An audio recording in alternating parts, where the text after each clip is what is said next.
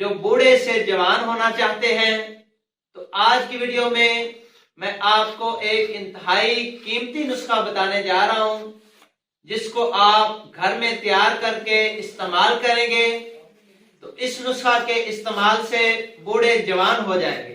बंदा जो है वो बुढ़ापे की तरफ चलता है, उम्र 40 साल या इससे ज्यादा होने लगती है, तो तबीयत में वो जज्बात नहीं रहते, ना तो वो जिस्मानी ताकत रहती है, ना वो जोश, वो वलवला, वो ताकत, और ना वो जिस्म में कुव्वत होती है, असाब में वो ताकत और कुव्वत नहीं रहती। और इसके साथ साथ जो मर्दाना ताकत है, जो सेक्सुअल पावर है, वो भी डाउन हो जाती है, कमजोर हो जाती है। आज मैं आपको एक बेहतरीन और इंतहाई कीमती नुस्खा बताने जा रहा हूं। आप ये नुस्खा गौर से सुन लें, क्योंकि बाज दोस्त जो होते हैं वो बाद में हमें फोन करते हैं और हमें जो है दोबारा नुस्खे के बारे में पूछते हैं।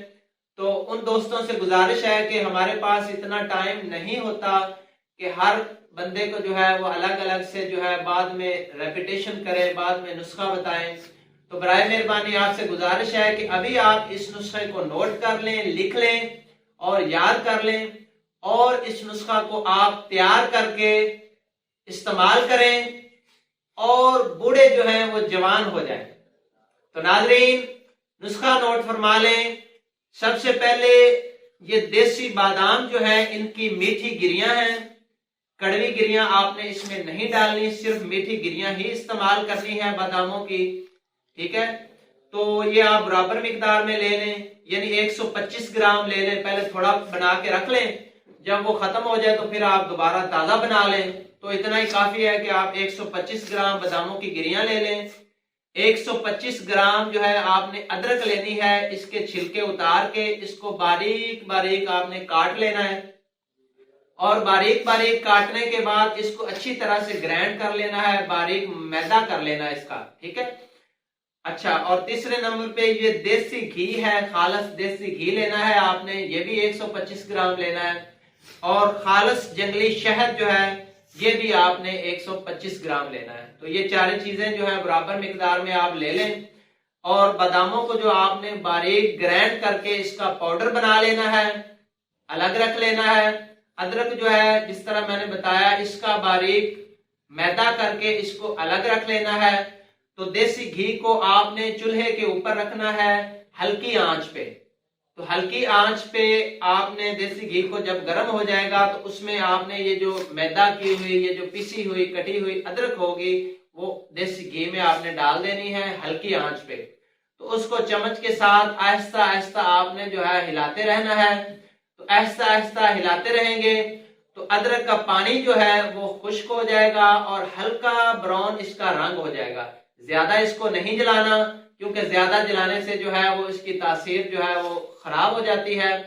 तो जब हल्की ब्राउन अदरक हो जाए और आपको ये मालूम हो जाए कि इसका पानी खुश्क हो गया है, तो उसके बाद आपने जो बादाम की गिरियां आपने ग्राइंड करके पाउडर बना के रखी हुई हैं वो उसमें डाल देनी है, और फिर आपने कोई 4 से 5 मिनट तक हल्का हल्का जो है हल्की आंच पे उसको पकाते रहना है। तो जब आप को महसूस हो कि हल्का सा रंग जो है वो ब्राउन हो गया है बादाम की गिरी का, तो फिर आपने इसको शहद जो है इसमें डाल के फौरी तौर पे उतार लेना है।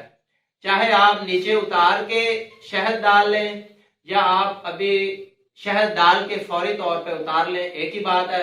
तो शहद डाल के फौरी उतार लेना है आपने, और थोड़ी देर उसको हल करते रहना है। तो थोड़ी देर जब आप इसको हिलाते रहेंगे तो ये सारी चीजें जो है ये यकजान हो जाएंगी, मिक्स हो जाएंगी।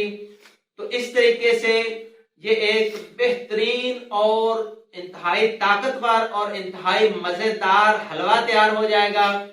तो इस हलवे को इस्तेमाल करने का तरीका ये है कि आपने सुबह खाली मैदा जो है, चाय वाली 1 चम्मच खाली मैदा इस्तेमाल करना है, खाना है। कोई पानी पीने की जरूरत नहीं या दूध की जरूरत नहीं, बस आपने खाली मैदे चाय वाली चम्मच जो है इस हलवे की आपने खानी है। अगर उम्र ज्यादा बड़ी है, 50 साल है, 60 साल है, तो फिर आप खाने वाला चम्मच जो है वो भी इस्तेमाल कर सकते हैं। लेकिन अगर उम्र 40 साल या इससे कम है तो फिर सिर्फ चाय वाली 1 चम्मच ही काफी है। बस इतना ही आप इस्तेमाल करें। तो इस नुस्खा को आप मुसलसल इस्तेमाल करें।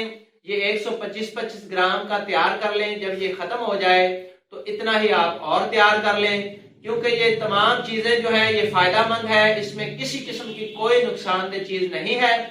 तो और इसके साथ जो है आपको मुकम्मल सर से लेकर पांव तक जिस्म में फुर्ती, तेजी और ताकत महसूस होगी।